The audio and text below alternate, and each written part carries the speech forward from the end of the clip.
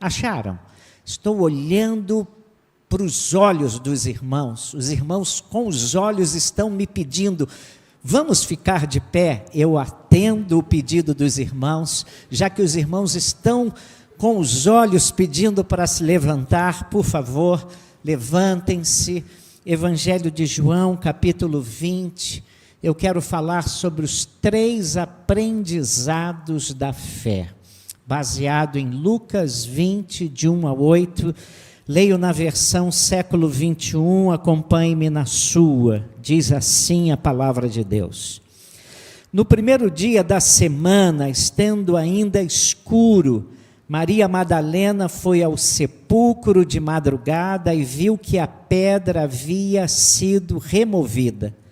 Então correu ao encontro de Simão Pedro e do outro discípulo a quem Jesus amava e disse-lhes, tiraram do sepulcro o Senhor e não sabemos onde o puseram. Então Pedro e o outro discípulo saíram e foram ao sepulcro. E os 2 corriam juntos, mas o outro discípulo correu mais depressa do que Pedro e chegou primeiro. Abaixando-se, viu os panos de linho deixados ali, mas não entrou. Chegando Simão Pedro, que o seguia, entrou no sepulcro e viu os panos de linho deixados ali. Viu também que o lenço que fora colocado sobre a cabeça de Jesus não estava com os panos, mas dobrado em lugar à parte. Então o outro discípulo que chegara primeiro ao sepulcro também entrou, viu e creu. Queira Deus abençoar a sua palavra. Sente-se, por favor, deixe sua Bíblia aberta. Eu quero falar sobre isso, o aprendizado, os 3 aprendizados da fé. Quero fazer algumas observações sobre a ressurreição de Jesus antes mesmo de entrar no texto. Primeiro começo dizendo que os evangelhos não são biografias de Jesus. Os evangelhos são relatos do seu ministério. Porque se fossem biografia, esse capítulo que eu acabei de ler e esses versículos, eles simplesmente não existiriam. E explico, a maioria das biografias começa com o nascimento, algumas até antecedem o nascimento, falando dos antepassados, mas sempre terminam com a morte e o sepultamento da pessoa biografada. Não há biografia cujo relato seja a ressurreição de alguém. Mas Jesus não é qualquer um. Além disso, se você está lembrado, o Evangelho de João nem começa com o nascimento de Jesus. Fala de Jesus na eternidade. O Evangelho de Marcos não fala e não narra o nascimento de Jesus. E a ressurreição de Jesus é de fato essencial para a fé cristã. O apóstolo Paulo diz em 1 Coríntios 15, 14, que se Jesus não ressuscitou, então é vã, é inútil a nossa fé. Warren Wiersbe diz que a cruz e o túmulo vazios são os recibos de Deus, dizendo que a nossa dívida foi paga. Muitos inimigos de Jesus tentaram negar o fato histórico da sua ressurreição. Os líderes judeus disseram que o corpo de Jesus havia sido tirado do seu túmulo. E a acusação é de que os discípulos, seguidores de Jesus, roubaram o seu corpo.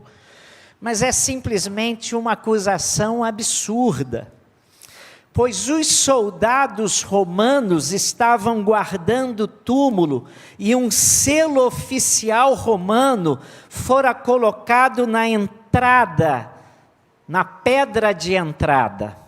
Além disso, os discípulos de Jesus não acreditavam que Jesus voltaria dos mortos. Segundo Mateus 27, 62 a 66, foram os inimigos, foram eles que se lembraram dessa promessa da ressurreição e não os seus discípulos. E a última coisa que os inimigos desejavam era que alguém acreditasse que Jesus havia de fato ressuscitado. Então vejam a questão: os seus amigos não podiam roubar o corpo de Jesus, e os seus inimigos não queriam roubá-lo. Então quem levou Jesus? Talvez os discípulos tenham recebido visões do Senhor ressurreto, dizem alguns. E aí interpretaram essas visões como evidências da ressurreição. Mas nenhum deles esperava vê-lo. E não havia uma predisposição psicológica para sofrerem uma alucinação. Além do mais, como é que seria possível mais de 500 pessoas terem a mesma alucinação ao mesmo tempo? Porque em 1 Coríntios, os soldados romanos constataram que ele estava morto e que não precisavam quebrar um dos seus ossos como faziam com os crucificados para que eles morressem antes do sábado. E eles nem precisaram quebrar osso algum seu, porque eles não faziam isso, não enterravam ninguém no sábado. Aliás, isso fora profetizado no livro de Salmos. Além disso, ele foi sepultado e posteriormente visto com vida por testemunhas confiáveis. E mais, os seus seguidores mais próximos não acreditaram na ressurreição.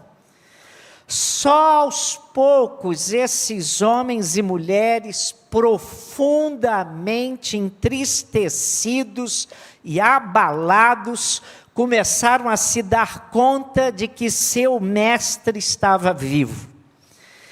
E os discípulos caminhantes de Emaús ouviram até o relato das mulheres de que o corpo dele não estava no túmulo.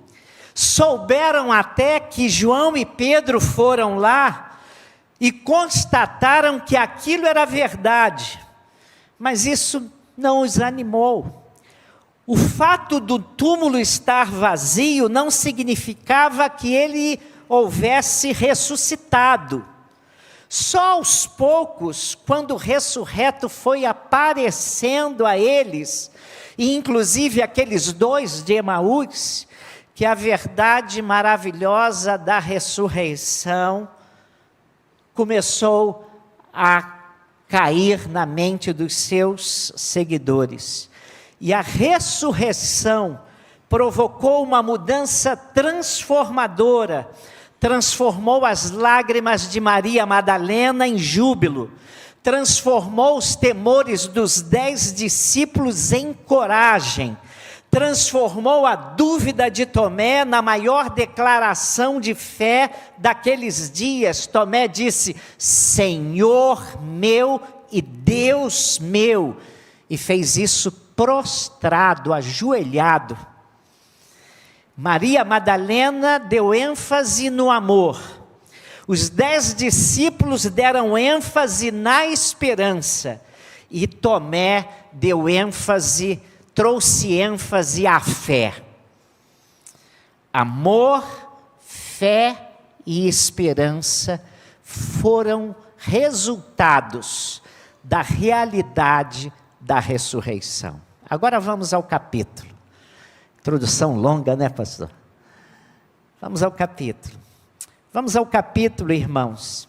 Maria Madalena e várias mulheres combinaram de ir ao túmulo ao raiar do primeiro dia da semana, com o propósito de demonstrar o seu amor a Cristo e terminar os preparativos do sepultamento, porque José de Arimateia e Nicodemos prepararam o corpo de Jesus com muita pressa para que não ultrapassassem o sábado. Então, eles derramaram especiarias no corpo de Jesus e o sepultaram num sepulcro novo. As mulheres agora, no primeiro dia da semana, bem cedo, elas queriam concluir esse trabalho. E a grande preocupação delas era descobrir uma forma de entrar no túmulo. Talvez os soldados romanos se compadecessem delas e as ajudassem. Parece que Maria Madalena se adiantou ao grupo de mulheres e chegou antes, bem mais cedo, ao túmulo. E quando viu que a pedra havia sido removida da abertura do túmulo, concluiu que alguém havia roubado seu Senhor. E eu não sei se você reparou, se não reparou, repare agora. Capítulo 20. Mas no texto, Maria Madalena vai ao sepulcro e ainda é escuro. João o evangelista é um poeta. Se você está recordado, quando Judas vai quando Judas vai trair Jesus e sai, João diz assim: e era noite. É um pormenor de um poeta.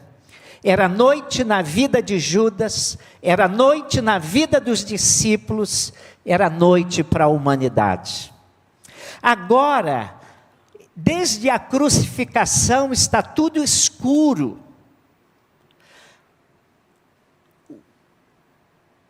O céu ficou escuro ao meio-dia. E só vai clarear quando houver ressurreição. No seu relato, a escuridão começa com a crucificação de Jesus.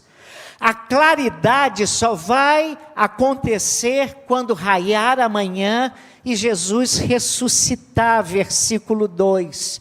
Então correu ao encontro de Simão e do outro discípulo a quem Jesus amava e disse-lhes: tiraram do sepulcro o Senhor e não sabemos onde o puseram. Então Pedro e o outro discípulo saíram e foram ao sepulcro.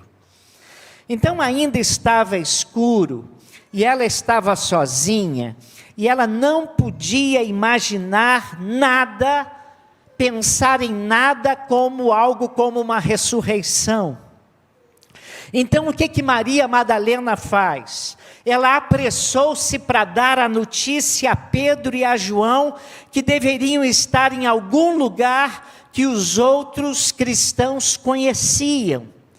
Talvez estivessem no cenáculo onde haviam se reunido com Jesus para a celebração da Páscoa. E ela disse a eles: tiraram do sepulcro o Senhor e não sabemos onde o puseram. Versículo 2. Pedro e João correm juntos até o sepulcro depois que ouvem essa notícia. João chegou primeiro, mas não entrou. Versículo 4, e os dois corriam juntos, mas o outro discípulo correu mais depressa do que Pedro e chegou primeiro. Abaixando-se, viu os panos de linho deixados ali, mas não entrou. Veja o que é dito: os dois correram juntos, mas João, que era mais novo, João devia ter mais ou menos entre 18 e 20 anos.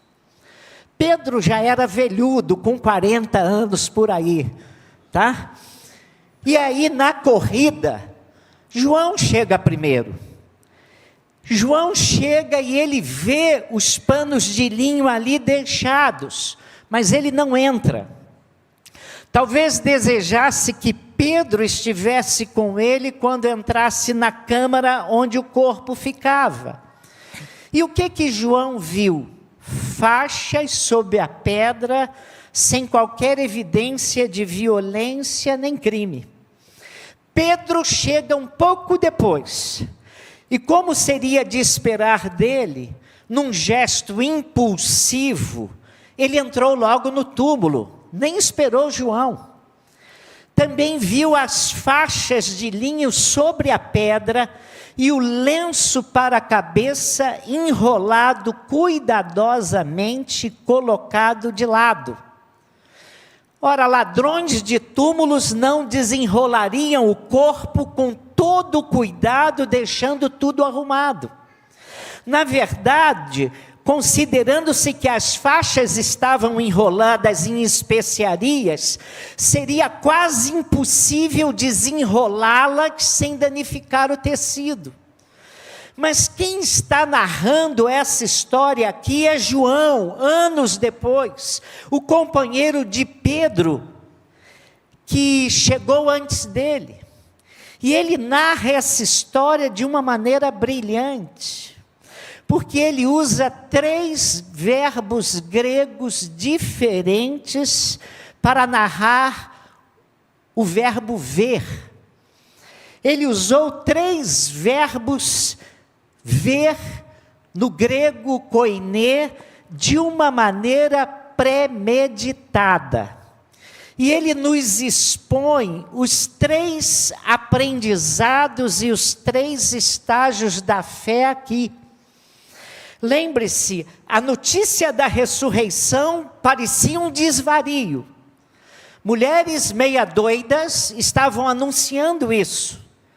Os 2 discípulos voltando para a aldeia em Emaús, disseram para aquele interlocutor que eles não reconheceram, disseram assim: verdade é também que algumas mulheres do nosso meio nos encheram de espanto, pois foram de madrugada ao sepulcro e não achando o corpo dele, voltaram declarando que tinham tido uma visão de anjos que diziam estar ele vivo. Lucas 24, 23. E então começa-se a espalhar a notícia de que o Senhor Jesus Cristo ressuscitou. As mulheres dizem que o túmulo estava vazio, ouviram anjos, e os discípulos achavam simplesmente que elas estavam loucas. Depois, confirmada a ressurreição, lembre-se, os caminhantes de Emaús, mesmo de noite, quando chegaram lá, porque eles disseram para Jesus: fica conosco, já está tarde. E eles voltam os 12 quilômetros, e voltam subindo para Jerusalém, e voltam o mais rápido possível, e chegam junto aos 10 discípulos e dizem: ele ressuscitou, esteve conosco, caminhou conosco. E Jesus aparece também aos 10, e depois vem a certeza, e depois dessa certeza os discípulos passaram a ter uma fé radical. Eles começam a pregar por Jerusalém, e aí Pedro, no primeiro sermão, 50 dias depois dele ter negado a Jesus, ele diz assim: ora, este Jesus, Deus o ressuscitou, do que todos nós somos testemunhas, Atos 2:32. E mais do que isso, os discípulos não só começaram a pregar sobre a ressurreição, mas esta será a pregação de toda a igreja. E Pedro, que havia negado Jesus 50 dias antes, diz assim: este Jesus a quem vós crucificaram, Deus o fez Senhor e Cristo. Então, o importante é a gente saber, perceber o que aconteceu para que esses discípulos passassem do medo, trancados na sala, temendo também serem mortos pelos judeus, para uma fé radical, para uma ousadia de fé. João nos ajuda a entender isso usando 3 verbos. 3 verbos gregos diferentes para o verbo ver. O primeiro verbo, usado por João, fala da mente interessada e está nos versículos 4 e 5, olha comigo. E o outro discípulo correu mais depressa que Pedro e chegou primeiro, abaixando-se, viu os panos de linho deixados ali, mas não entrou. Chegou primeiro, abaixando-se, viu os panos. Wisby diz que a primeira ocasião em que aparece o verbo ver é no versículo 5. E ver aqui é dar uma espiada, é olhar de relance. João está narrando um fato acontecido com ele, e ele é humilde. Ele diz que Pedro e outro discípulo, é ele, João, discípulo amado. Pedro chega e vai logo, mas João chega primeiro, se curva, olhou para dentro, deu uma espiada. E o verbo aqui é blepo. É um olhar com uma certa atenção. Você está diante de uma rocha, se curva para olhar para dentro. É um olhar de curiosidade. O que aconteceu? O que na verdade está se passando aqui? Há pessoas assim. Há uma igreja aqui, ela passa, olha e fica curiosa. Eu tenho relato de pessoas que hoje participam do nosso culto regularmente, que passaram aqui na frente do nosso templo e disseram assim: puxa, que templo bonito, um dia quero entrar aí. E um dia vieram aqui, primeiro ficaram curiosos, como é que será um culto, como é que será esse templo por dentro, e vieram aqui, e entraram aqui, algumas se converteram e convivem e participam conosco regularmente dos nossos cultos. Ela teve uma atenção despertada para aquilo. William Taylor, ele diz que traduziu esse verbo como uma mente interessada. Isso, por exemplo, aconteceu com um homem chamado Salomão Ginsburg. Ele era filho e neto de rabino. Um dia ele estava lendo o livro do profeta Isaías e chegou ao capítulo 53. E quando estava lendo o versículo 7, que diz assim: ele foi oprimido e afligido, mas não abriu a boca, como um cordeiro que é levado ao matadouro, e como a ovelha que é muda perante os seus tosquiadores, assim ele não abriu a sua boca. E quando ele estava lendo isso em casa, então ele perguntou lá em casa: de quem fala esse profeta aqui? E levou uma bufetada por fazer uma pergunta muito curiosa. Anos mais tarde, Ginsburg passava por uma igreja e o texto que estava sendo pregado era Isaías 53. Quando ele percebeu isso, ele parou na porta, viu que era Isaías 53, ele entrou e se converteu a Jesus. Ele é o autor de dezenas de traduções de hinos do nosso saudoso cantor cristão. Um dos hinos cantados: eu sou de Jesus, aleluia, de Cristo Jesus, meu Senhor. Não quero falhar, mas quero falar, andar e viver com Jesus. São mais de 30 traduções de Salomão Ginsburg. Irmãos, ele é chamado de o judeu errante no Brasil. Nome de um livro escrito pelo saudoso pastor José dos Reis Pereira. Ele foi fundador de mais de 30 igrejas batistas no Brasil, inclusive muitas aqui no Campo Fluminense. Foi, por causa da fé cristã, odiado, perseguido por uns, tornou-se um exímio pregador do Evangelho.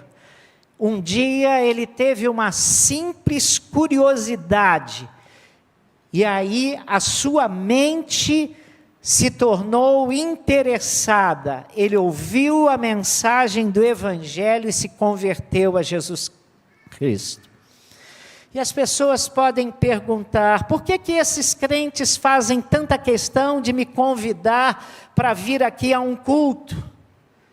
E eu digo para você, tudo o que nós queremos é que as pessoas deem um pouco de atenção àquilo que se passa aqui. Que prestem atenção aos cânticos que nós cantamos, olhem para os ensinos que nós tiramos da palavra de Deus, olhem para a vida transformada de pessoas que começaram a frequentar aqui, se converteram e tiveram suas vidas mudadas, pessoas lúcidas, racionais, reflexivas. O apóstolo Paulo também passou por uma experiência assim. Ele se converteu a Jesus, a quem antes ele perseguiu. E ele se converteu a Jesus e foi pregar o Evangelho em Tessalônica. E lá os seus ouvintes ficaram muito zangados, porque ele passou a pregar que Jesus era realmente o Cristo, e que ele ressurgiu como havia sido predito no Antigo Testamento. Os seus ouvintes zangados e movidos por inveja, contrataram os vadios para assaltarem a casa de Jasson, onde ele passou a pregar. Aí Paulo sai de Tessalônica, vai para Bereia, uma cidade próxima, e ali a Bíblia diz que os habitantes de Bereia, os judeus de Bereia, começaram a ouvir com curiosidade aquilo que Paulo pregava. E no livro de Atos, no capítulo 17, versículo 10, no versículo 5 é dito o que aconteceu lá em Tessalônica. Os judeus desobedientes, movidos de inveja, tomaram consigo alguns homens perversos dentre os vadios, e ajuntando o povo, alvoroçaram a cidade, assaltando a casa de Jasson, procuravam trazê-los para junto do povo. Aí ele vai para Bereia, e olha o que diz, que é dito de Bereia: ora, estes foram mais nobres do que os que estavam em Tessalônica, porque de bom grado receberam a palavra, examinando cada dia nas Escrituras, se essas coisas eram assim. Os judeus daquela sinagoga começaram a examinar as Escrituras, para ver se era aquilo mesmo que o apóstolo Paulo dizia.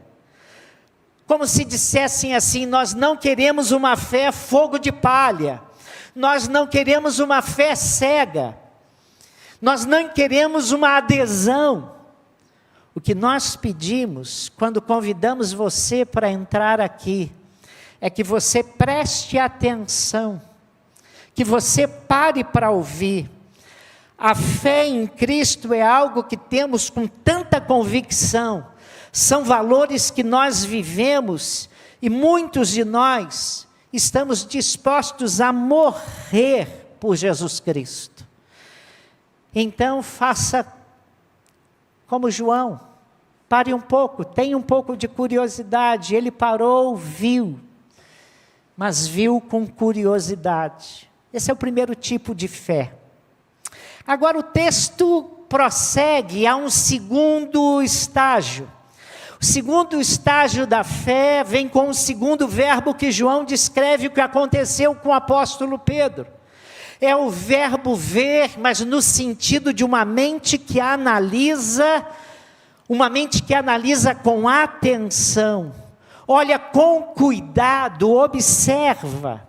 Versículo 6, chegando Simão Pedro, que o seguia, entrou no sepulcro e viu os panos de linho deixados ali. Pedro chega, é mais idoso, entra, vê, e a palavra aqui para o verbo ver é teorel. Teorel é mais do que olhar, é olhar com atenção. É aquela pessoa que coloca a mão no queixo e começa a pensar, e medita, e examina. Então, é uma pessoa que olha com muito mais atenção do que um simples curioso. William Taylor diz que é a pessoa que fica considerando o que ele vê. E o que Pedro considerou? Possivelmente, se tivessem roubado o corpo de Jesus, teriam levado também o lençol. Mas o lençol está dobrado. Parece que foi algo calmo que aconteceu aqui. O que será que aconteceu aqui nesse túmulo vazio?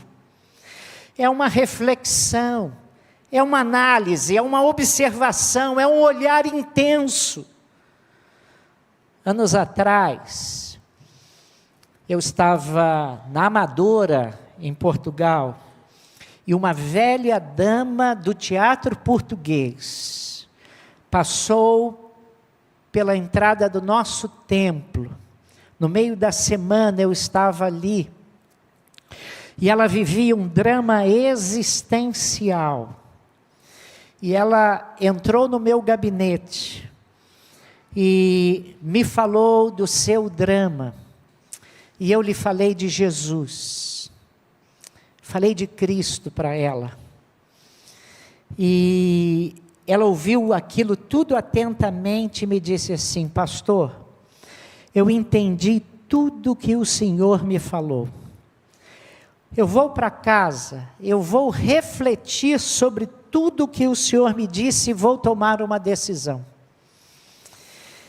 Na igreja, na nossa igreja, naquela igreja, uma igreja bem pequena, aos domingos, muitas vezes nós iniciávamos os nossos cultos com orações de louvor. E eu dizia assim: vamos começar o nosso culto com orações de louvor. Vamos começar com frases breves, sentenças curtas. Nós não vamos, nas nossas orações, pedir nada, interceder por ninguém. Nós só vamos louvar, exaltar, agradecer e bendizer o nosso Deus. E aquela mulher foi ao culto, chegou cedo, e quando eu falei isso, como era uma atriz acostumada a falar para grupos, ela puxou a oração, e ela disse assim: muito obrigado, ó Deus, por Jesus Cristo.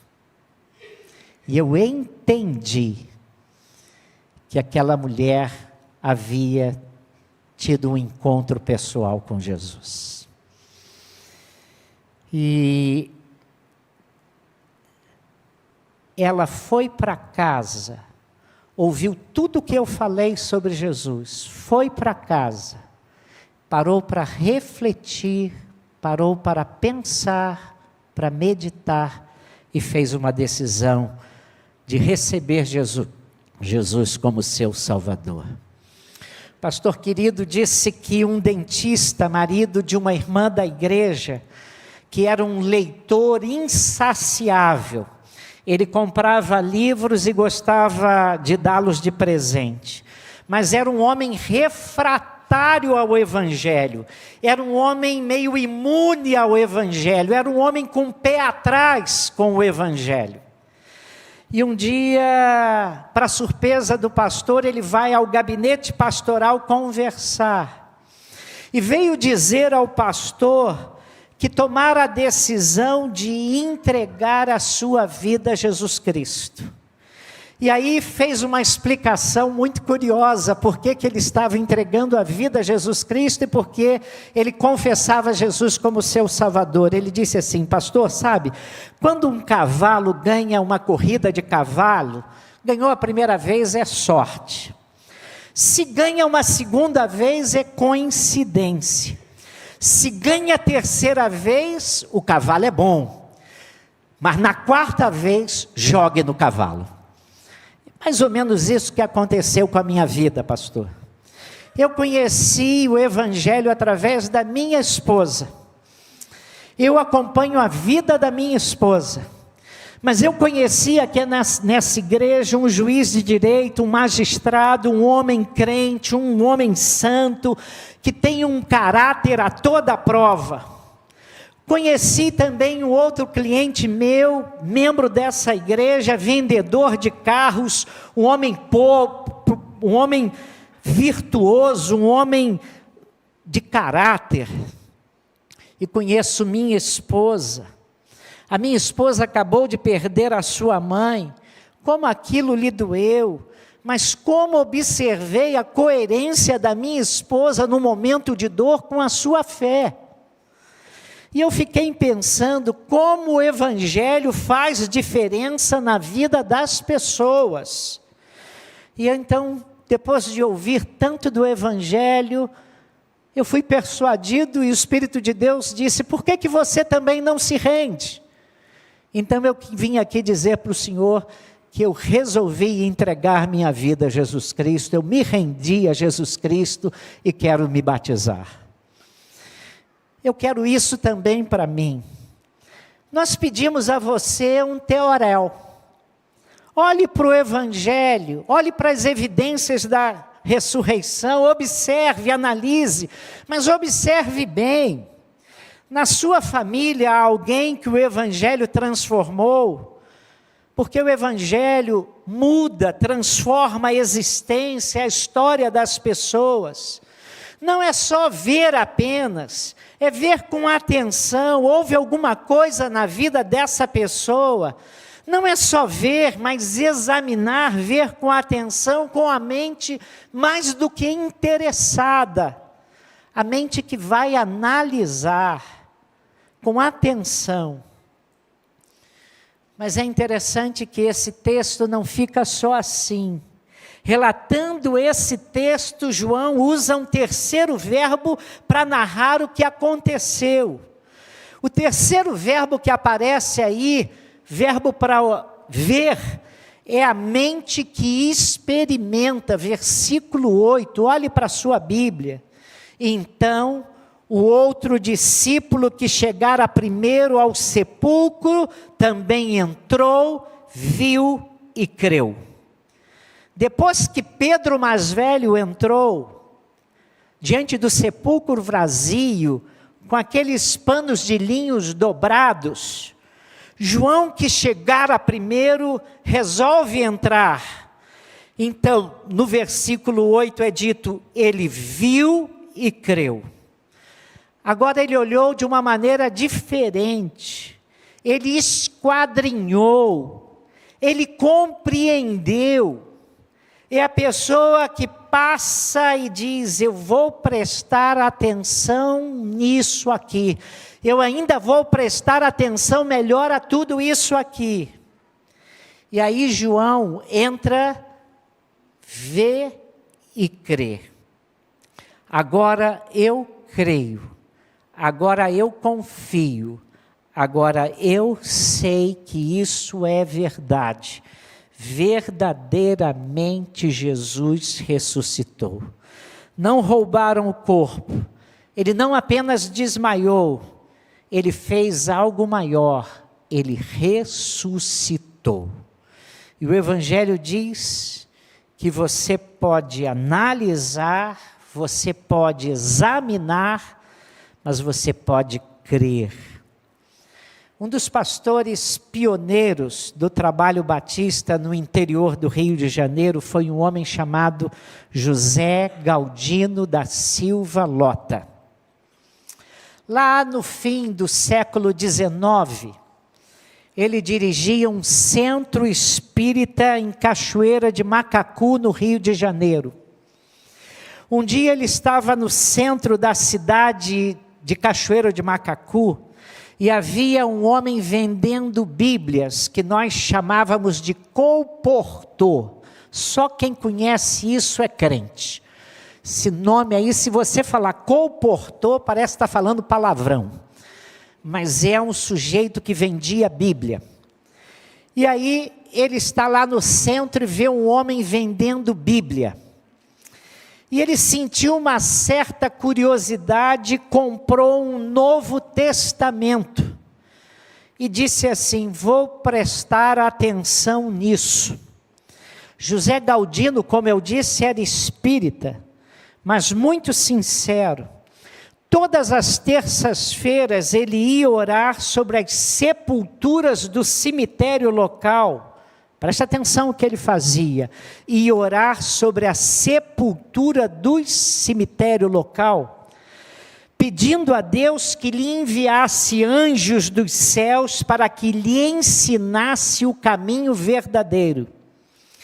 Na manhã seguinte, depois de comprar o Novo Testamento, ele começa a ler aquele livrinho, e à tarde ele está simplesmente encantado com tudo que está lendo ali, e está dizendo para si, enquanto lê: isso aqui é pura verdade.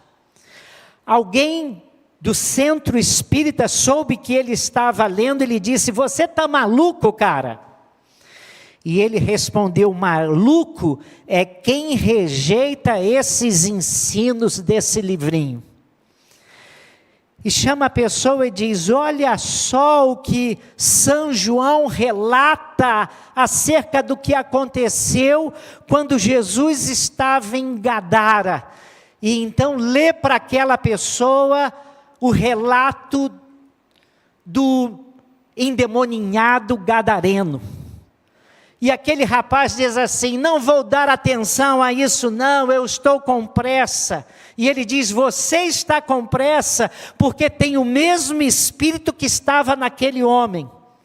E aí José Galdino da Silva Lota disse: em nome do Senhor Jesus, saia. E aquele espírito saiu daquele homem. Então ele começou a ler aquele livro para o seu centro espírita. E o espírito também saiu da sua irmã. Continuou lendo aquele livrinho. Se converteu. Até que um dia ele apareceu um pastor, querendo batizá-lo com água na cabeça. Mas ele disse assim: pastor, a Bíblia diz que Jesus entrou e saiu da água. Aí o pastor disse assim: então você é batista. Foi isso mesmo, não estou inventando nada. Aí ele foi a Macaé, encontrou um grupo e se rebatizou, porque ele tinha lançado antes sortes, e a sorte caiu sobre uma pessoa e a pessoa o batizara.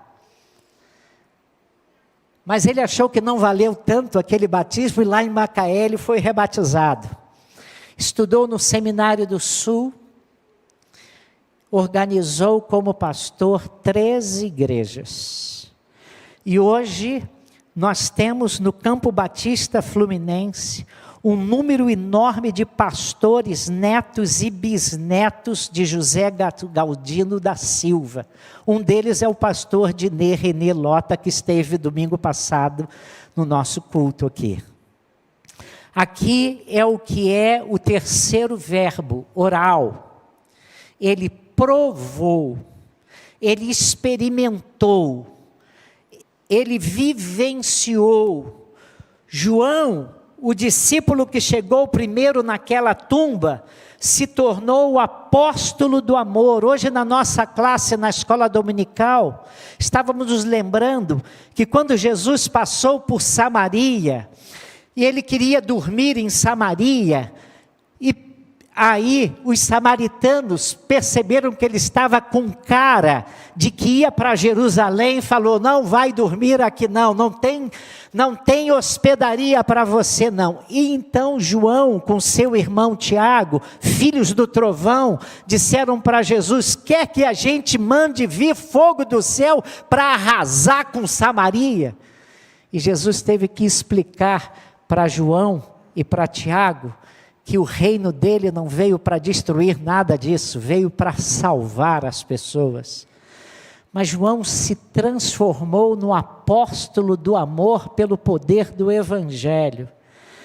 E ele é o autor não só do Evangelho de João, esse que nós estamos lendo aqui, mas é autor de 1 João, 2 João, 3 João e Apocalipse, quando já era um ancião, pregando a fé, alicerçando a fé de muitos. É o autor de Apocalipse, quando teve uma visão de Deus na ilha de Patmos.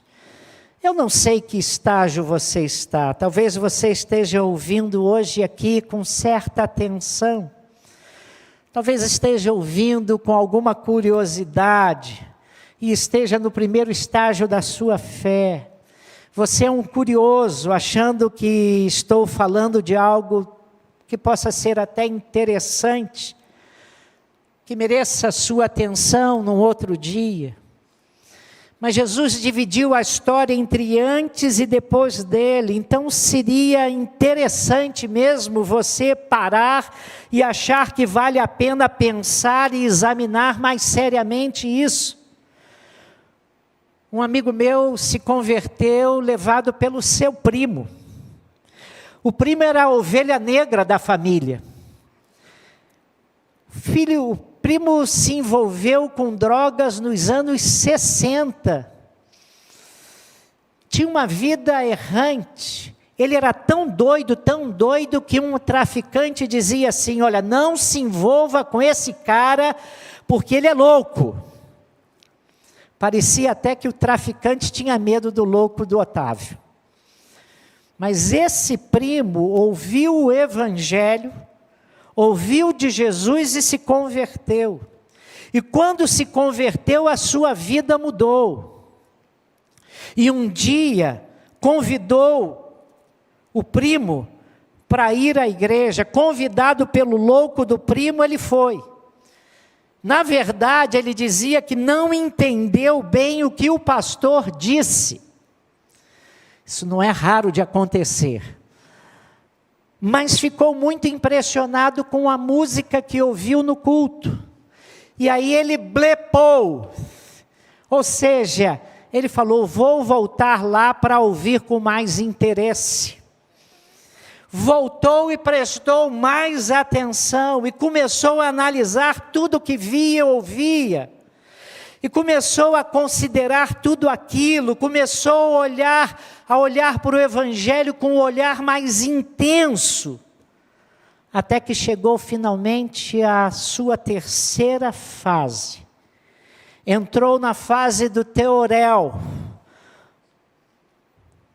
E eu quero dizer para você, talvez você já tenha entrado nesse templo, num outro templo evangélico, onde se prega a Bíblia com alguma seriedade, e tenha parado para examinar um pouco, para examinar com mais atenção a palavra de Deus, e já tenha ido para a sua casa refletindo sobre o que ouviu aqui. Talvez você já tenha visto como o Evangelho transforma realmente pessoas, e está se convencendo da verdade de Cristo. Mas quem sabe hoje você esteja numa fase ainda maior. Quem sabe você esteja aqui já examinando bem, já observou bem, já se deixou convencer através da ação do Espírito Santo, que não há outra coisa a fazer a não ser se arrepender dos seus pecados e clamar ao ressurreto que entre em sua vida e o faça uma nova criatura. E hoje você está querendo realmente provar esse Evangelho na sua vida. E se você está aqui, esse texto é um texto extraordinário para você ter essa experiência. Porque esse texto fala que diante da ressurreição nós podemos ouvi-la com certa curiosidade e ir embora. Podemos parar e ter uma mente interessada, mas nós podemos provar que Jesus realmente ressuscitou. Ele vive e Ele age ainda hoje como quer agir dentro do seu coração. Alguns anos atrás, eu lia um folheto publicado pelos batistas, e o folheto falava doce ou azeda. Era a história de uma pessoa que dava testemunho no seu serviço, do evangelho na sua vida, e havia um amigo, um colega de trabalho que se incomodava muito com o testemunho daquele crente. E volta e meia retrucava o testemunho. E falava muito mal do evangelho, falava muito mal de tantas coisas. E as pessoas queriam que aquele crente retrucasse, que aquele crente discutisse. E um dia foi chamado para um debate, e o crente foi ao debate com aquele homem. Ele falou uma série de coisas que já falava, ele usou o argumento que ele tinha, mas levou uma laranja e começou a descascar a laranja. E o homem começou a ficar incomodado. Você vem para um debate e descasca uma laranja? E ele está descascando a laranja. E depois abre a laranja. E quando chegou a hora dele falar, ele diz assim: eu queria saber se essa laranja que eu estou chupando é doce ou azeda. E o debatedor, um pouco ofendido, diz assim: você, no meio desse debate, vem chupar laranja aqui? Não, eu só queria que você soubesse se é doce ou azeda. Mas que coisa, sei lá, não experimentei. Pois é, você critica o evangelho, você fala contra o evangelho, mas você não experimentou o evangelho. Essa laranja é doce, eu estou chupando, eu aprovei, eu sei como ela é. Se você quiser saber um pouco mais de Jesus, há muitas evidências da ressurreição de Jesus. Há muitas evidências de que a fé na ressurreição de Jesus não é uma grande alucinação coletiva. Há pessoas que começaram a contestar a ressurreição, estudaram as evidências e se converteram. Eu gostaria muito que você tivesse uma análise imparcial sobre tudo o que é dito contra a ressurreição e a favor da ressurreição. Ouvissem pessoas que disseram que se converteram. E depois, pelo poder do Espírito, deixasse o Senhor Jesus Cristo agir em sua vida. E quando você provar Jesus Cristo, eu tenho certeza que você vai dizer: verdadeiramente, Ele ressuscitou. Baixe sua cabeça aí, baixe. Não sei que fase você está. Se você é aquele que vê curioso, é aquele que está examinando, ou aquele que já provou. Se você está curioso, caminhe-se para uma mente mais do que interessada, uma mente que presta atenção e analisa e observa. E olha as evidências. Se você já olhou as evidências, hoje é o dia da sua salvação. Hoje é o dia de você dizer: creio, quero provar, quero comprovar que Jesus ressuscitou. E se você está ouvindo Deus falar ao seu coração, renda-se e diga a Jesus, Senhor Jesus, faça como Tomé. E Jesus disse, não seja descrente, mas creia, toque. E a Bíblia nem diz que Tomé tocou, mas a Bíblia diz que Tomé se ajoelhou e disse, Senhor meu e Deus meu. Foi o primeiro discípulo a chamar Jesus claramente em viva voz, Deus da minha vida, Deus do meu coração, Deus a quem eu quero viver, Deus por quem eu quero viver, por quem eu quero servir. Talvez nesse dia seja o dia exato para você declarar Jesus, o Deus da sua vida, e se render a Ele, e crer de todo o seu coração, e dizer, Senhor, chega de prova, aqui está a minha vida rendida a Ti, porque na verdade, Jesus Cristo ressuscitou. Pai bendito, nós te damos graças, porque um dia fomos persuadidos pelo Teu Espírito, um dia analisamos as evidências, um dia olhamos os relatos da palavra, um dia vimos os efeitos dessa palavra na vida das pessoas que foram confrontadas com o Evangelho e receberam Jesus em suas vidas. E obrigado pela presença de Jesus ressurreto na nossa vida. E nessa manhã nós clamamos por aqueles que estão ouvindo, para que eles se rendam também, para que eles persuadidos, quebrantados, convencidos pelo Teu Espírito, convidem Jesus para ser o Senhor e Salvador deles, para que tenham vida e vida em Teu nome, e que possam dizer verdadeiramente, Jesus ressuscitou, e que seja assim, para a glória de Deus Pai. Muito obrigado pela obra de Jesus por nós no Calvário, e muito obrigado porque Ele não ficou preso ali, mas Ele venceu a morte, está vivo, e um dia voltará. Muito obrigado pela nossa fé, muito obrigado por tantas evidências, muito obrigado por tanto amor. Oramos agradecidos em nome de Jesus.